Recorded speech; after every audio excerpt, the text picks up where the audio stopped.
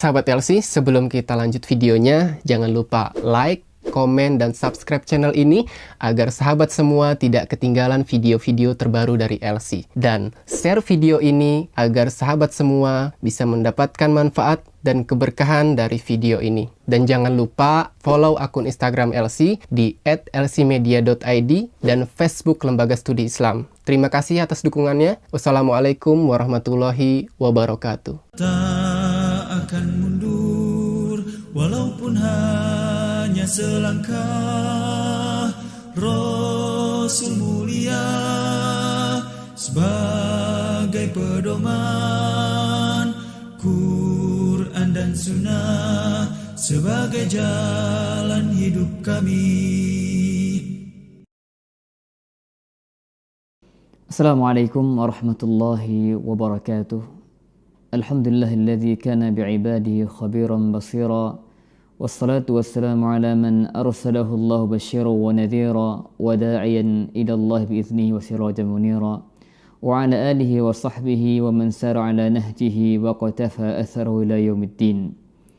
Ya ayyuhalladzina amanu taqullaha haqqa tuqatih wa la tamutunna illa wa antum muslimun. Subhanaka la ilma lana illa ma 'allamtana innaka antal alimul hakim. Rabbi shrah li sadri wa yassir li amri wahlul 'uqdatam min lisani yafqahu qawli. Allahumma 'allimna ma yanfa'una wanfa'na bima 'allamtana wa zidna 'ilma. Allahumma akhrijna min dhulumatil jahli wal wahmi ila nuril ilmi wal fahmi. Allahumma amin. Sahabat LC di mana-mana Anda berada, semoga Allah Subhanahu wa taala senantiasa mencurahkan rahmat-Nya kepada kita semua. Alhamdulillah, kita bersyukur kepada Allah Subhanahu wa taala atas segala nikmat dan karunia yang tak terhingga kepada kita, sehingga kita pada hari ini Allah mudahkan untuk bisa mengikuti kegiatan yang mulia ini. Semoga Allah Subhanahu wa taala memberikan kepada kita ilmu yang bermanfaat, ilmu yang akan bermanfaat untuk dunia dan akhirat kita kelak insyaallah taala.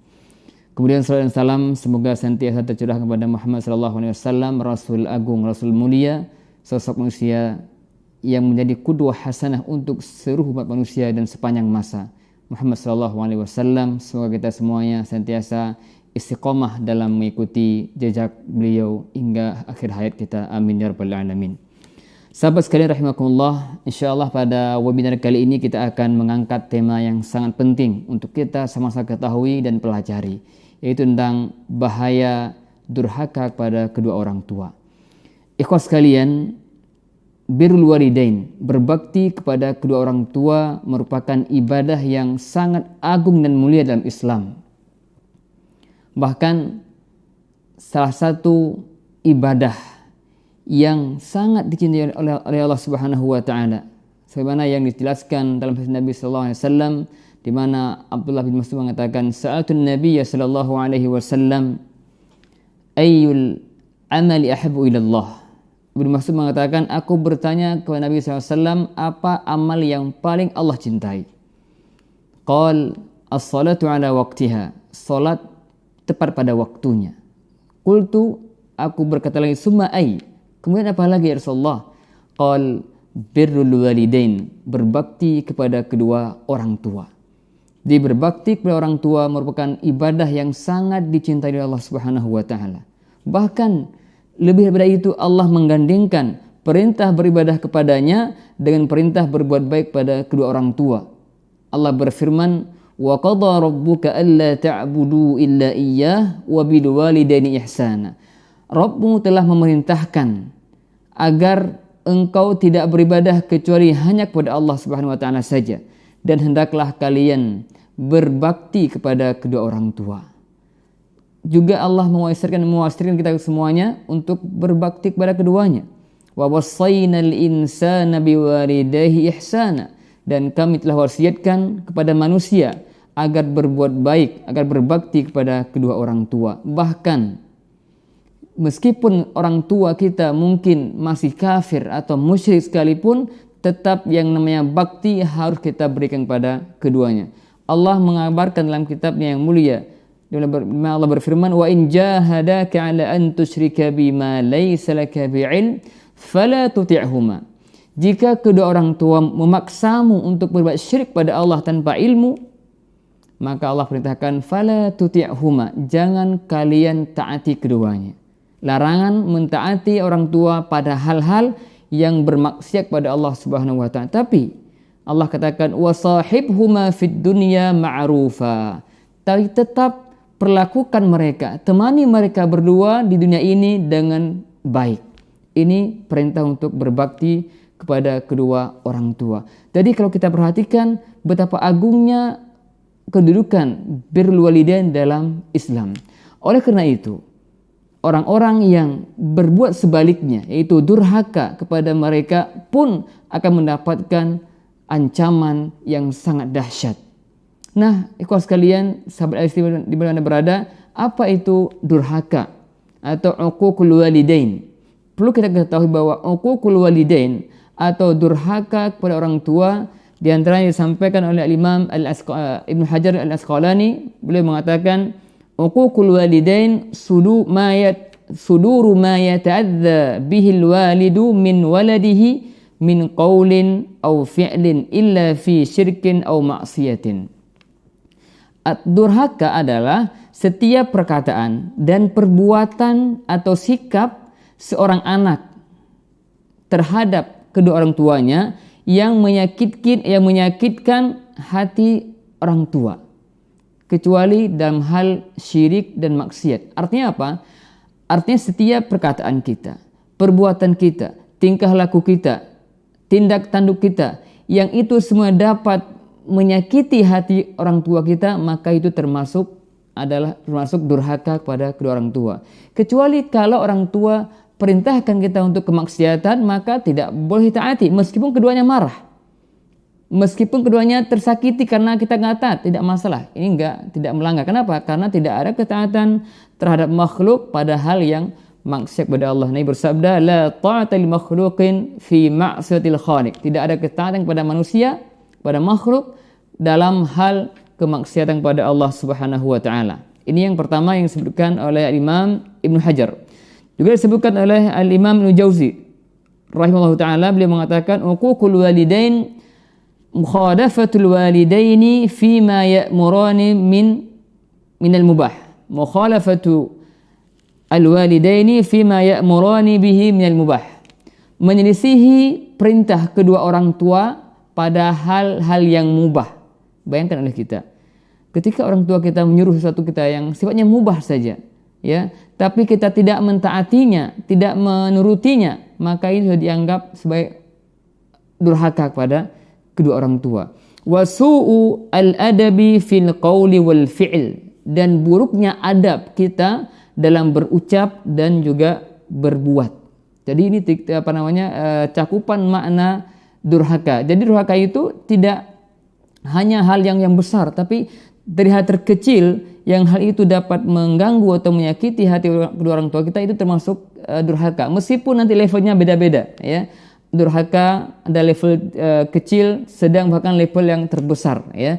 Maka ini harus kita perhatikan baik-baik, jangan sampai sikap kita, perilaku kita, ucapan-ucapan kita dapat menyakiti hati kedua orang tua kita. Maka seorang anak hendaknya sangat berhati-hati ketika berinteraksi dengan kedua orang tua. Jangan sampai ucapan kita itu dapat melukai hati mereka. Kenapa? Karena itu semua adalah bentuk kedurhakaan.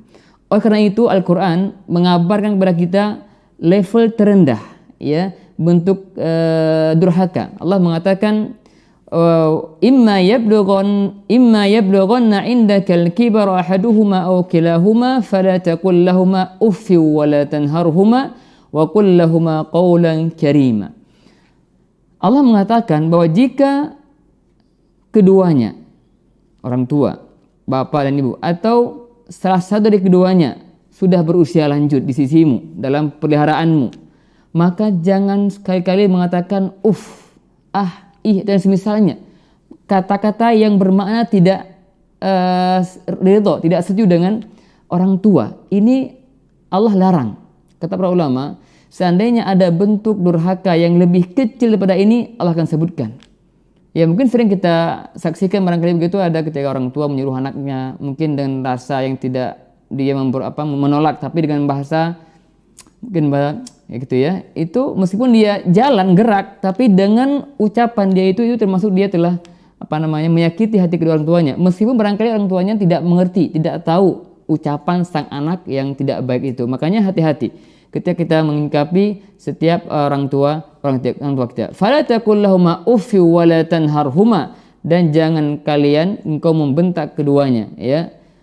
Artinya kalau hanya saja kita tidak diperbolehkan, apalagi yang di atas itu, membentaknya, menyakitinya, memukulnya atau yang semisalnya, itu sangat tidak dibolehkan lagi. Wa qul lahuma qawlan karima, tapi katakanlah kepada keduanya dengan ucapan yang mulia. Ini semuanya menunjukkan ikhwas sekalian tentang bahayanya uququl walidain, durhaka kepada kedua orang tua. Berikutnya mari kita perhatikan beberapa hadis Nabi SAW yang menggambarkan betapa dahsyatnya bahaya durhaka kepada kedua orang tua. Yang pertama tadi kita katakan bahwa uququl walidain, durhaka kepada kedua orang tua adalah sesuatu yang Allah haramkan, perbuatan terlarang dan haram. Bahkan Nabi mengatakan termasuk dosa besar yang paling besar. Suatu hari Abu Bakar mengatakan bahwa Nabi SAW pernah bersabda, "Ala unabbiukum bi akbaril kabair." Maukah aku tunjukkan kepada kalian tentang dosa besar yang paling besar? Jadi dosa itu ada level-level ya. Dosa kecil, dosa besar, dan di antara dosa besar itu ada dosa besar dan terbesar. Ya, ini Nabi ingin katakan, maukah aku sampaikan kepada kalian di antara dosa besar dan yang paling besar? Qalu bala ya Rasulullah. Sahabat menjawab, tentu kami mau ya Rasulullah. Maka dia mengatakan, qal al-isyraku billah. Yang pertama, berbuat syirik kepada Allah, mempersekutukan Allah, itu dosa terbesar. Kemudian apa lagi? Wa uququl walidain. Yang kedua, durhaka kepada kedua orang tua.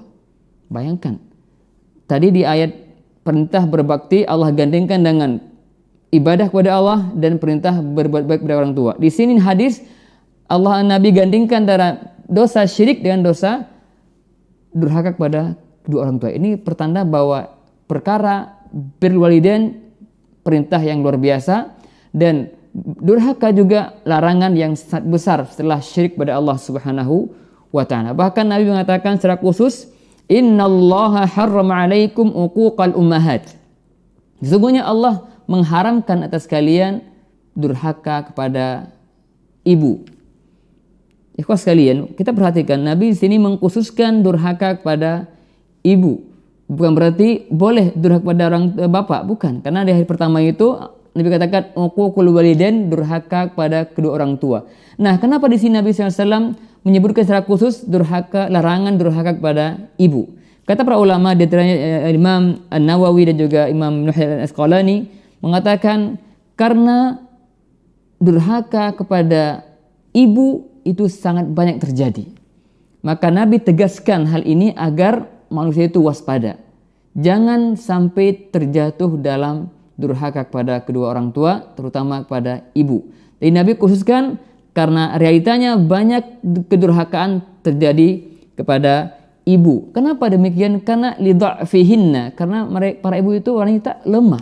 Sehingga anak-anak yang tidak taat itu sangat cepat, sangat gampang berdurhaka kepada ibunya. Maka harus kita waspada, jangan sampai kita terjebak dalam dosa yang berbahaya ini. Sahabat sekalian, kemudian yang kedua, di antara bentuk bahaya dosa durhaka kepada orang tua adalah bahwa durhaka kepada orang tua salah satu sebab kemurkaan Allah Subhanahu wa ta'ala. Tentu semua kita tidak mau Allah murka pada kita. Kita semua ingin ridho Allah Subhanahu wa ta'ala. Tapi ingat, salah satu cara menggapai ridho Allah itu dengan berbuat baik kepada kedua orang tua. Ketika seorang durhaka kepada orang tua, maka pertanda dia sedang mengundang murka Allah Subhanahu wa ta'ala. Wa ya'udzubillah. Nabi bersabda, ridho Rabb fi ridho al-walid, wa sakhatur Rabb fi sakhatil walid. Ridho Allah terletak pada ridho orang tua, dan kemurkaan Allah terletak pada kemurkaan orang tua. Maka kalau kita ingin ridho Allah, perhatikan hubungan kita dengan orang tua kita, jangan sampai terjebak dalam kedurhakaan kepada mereka.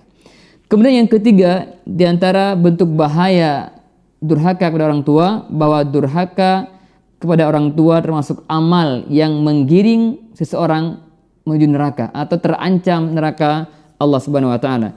Sebagaimana disebutkan dalam hadis Nabi SAW, Nabi bersabda, "Thalathatun la yadkhulunal jannah." Ada 3 kelompok yang enggak masuk surga. Al-aqu liwalidayhi. Yang pertama, anak yang durhaka kepada kedua orang tuanya. Wal mudbinu al khamr, orang yang pecandu minuman keras. Dan yang ketiga, wal mannanu bima a'ta, orang yang mengungkit pemberiannya. Ini intinya bahwa Nabi SAW menyebutkan salah satu orang yang enggak masuk surga atau terancam masuk neraka adalah orang yang durhaka atau anak yang durhaka kepada kedua orang tuanya. Dalam hadis ini disebutkan, Nabi bersabda, raghima anfu, thumma raghima anfu, thumma raghima anfu. Nabi mengulang-ulangi, celaka. Para sahabat bertanya, qila man ya Rasulullah, siapa orang yang celaka itu? Kemudian beliau mengatakan, man adraka abawaihi indal kibar, itu orang yang mendapati kedua orang tuanya atau salah satunya di saat mereka sudah lanjut usia. Falam yadkhul al jannah, tapi ternyata kedua orang tuanya itu tidak menjadi sebab dia masuk surga. Kenapa demikian? Karena sikap dia terhadap kedua orang tua itu tidak baik, atau dia termasuk anak durhaka, sehingga keberadaan orang tua di sisinya itu tidak memudahkan dia untuk masuk surga. Wa ya'udzubillahi min dzalik. Kemudian juga disebutkan yang lain, salasun la yadkhuluna al-jannah wa la yanzurullahu ilaihim yaumil qiyamah. Ada 3 kelompok orang yang tidak masuk surga dan Allah tidak akan memandang kepadanya hari kiamat dan pandangan yang kasih sayang, yaitu yang pertama al-aqu biwalidayhi, orang yang berdurhaka kepada orang tuanya, ya. Kemudian berikutnya dan yang terakhir tentang betapa dahsyatnya dosa durhaka kepada orang tua adalah bahwa orang yang durhaka kepada orang tua akan disegerakan azabnya di dunia. Hal ini berdasarkan sabda Nabi SAW, "Itsnatani yu'ajjiluhuma Allahu fid dunya." Ada 2 jenis dosa yang disegerakan azabnya di dunia. Yang pertama, al-baghyu wa 'uququl walidain, yaitu kezaliman dan durhaka kepada kedua orang tua. Kita bayangkan, durhaka kepada orang tua termasuk kezaliman. Dan ini sangat dahsyat sekali. Maka waspada dari durhaka kepada orang tua. Kemudian berikutnya, apa yang menyebabkan banyak atau ada di antara kaum muslimin yang durhaka kepada orang tua, padahal ancaman sangat besar terhadap mereka yang durhaka kepada orang tua. Saya akan sebutkan beberapa, mungkin ada 5 ya, sebab kenapa seringnya terjadi kedurhakaan anak terhadap orang tuanya. Yang pertama adalah al-jahlu, kejahilan, kebodohan. Bodoh terhadap urusan agamanya, bodoh terhadap perintah berbakti kepada orang tua, bodoh terhadap ancaman yang didapatkan oleh orang yang durhaka, bodoh terhadap perkara-perkara yang harus dia kerjakan. Sehingga karena kebodohannya itu dia banyak terjebak dalam kedurhakaan, sering terjebak dalam dosa. Di antaranya dosa durhaka kepada kedua orang tua. Maka kita harus pahami bahwa ingat, iblis itu sangat antusias untuk memalingkan manusia dari ilmu. Agar apa? Agar setan, iblis itu ketika kita bodoh, dengan mudah kita disimpangkan, ya digelincirkan dari jalan-jalan yang baik menuju jalan yang salah. Maka ini harus waspada. Maka pertama, agar kita tidak mudah terjebak dalam kedurhakaan atau maksiat lainnya, sentiasa kita semangat untuk menambah ilmu agama kita, ilmu yang berkaitan dengan kehidupan kita di dunia maupun di akhirat kelak. Itu yang pertama, ya. Jadi kebodohan terhadap urusan agamanya, terkhusus bodoh terhadap perintah berbuat baik kepada orang tua dan larangan durhaka kepada keduanya. Kemudian yang kedua, su'ut tarbiyah, buruknya pendidikan, ya. Terkadang ketika kedua orang tua tidak memperhatikan pendidikan agama anaknya, ya mungkin relatif diabaikan, sehingga anak itu tumbuh tanpa dibimbing oleh ilmu syariat yang benar, sehingga akhirnya menjadi anak-anak yang durhaka, yang tidak mengerti akan hak dua orang tuanya, dan ini semuanya berbahaya. Oleh karena itu, siapapun kita, baik kita orang tua atau calon orang tua, harus perhatian dengan hal ini. Mari kita perhatikan anak-anak kita bekali mereka dengan ilmu agama tentang hak Allah, hak kedua orang tua dan seterusnya, agar apa?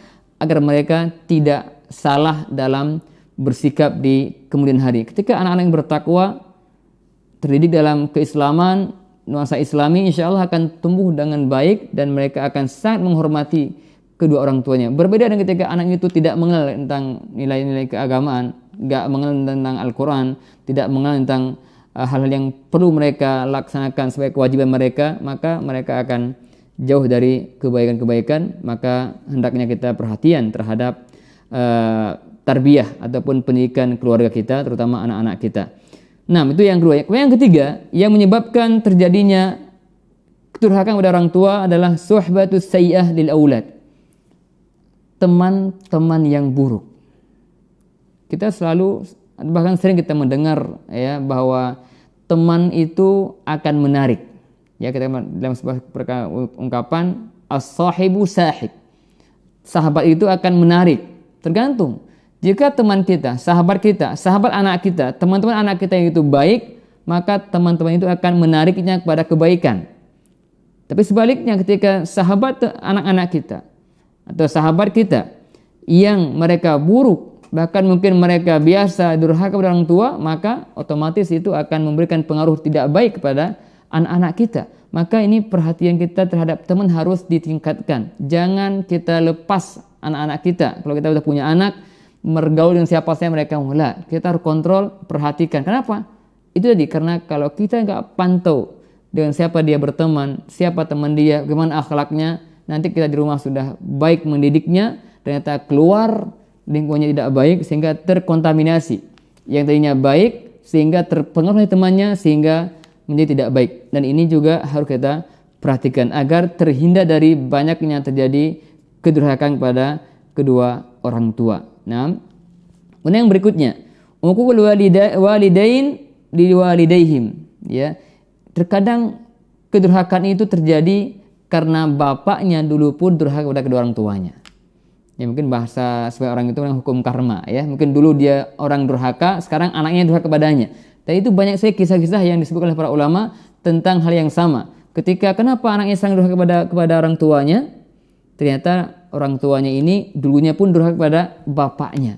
Ya, ini secara global bisa memberikan pengaruh tidak baik, ya, ketika orang tuanya dulunya pernah durhaka, yang mungkin nggak bertobat sehingga anaknya pun akan ditimpa hal yang sama. Maka harus kita perhatian, kita sebagai orang tua tunjukkan sikap kita kepada orang tua kita dengan sikap yang baik sehingga anak kita pun akan melihat ternyata bapak kita pun mencontohkan hal yang baik kepada anaknya. Kemudian yang terakhir yang saya sampaikan tentang sebab terjadinya kedurhaka pada orang tua adalah tafriqatu fi muamalati bain aulad. Ini orang tua, ya. Hendaknya orang tua ataupun sebabnya itu orang tua membeda-bedakan, ya, perlakuan terhadap anak-anaknya.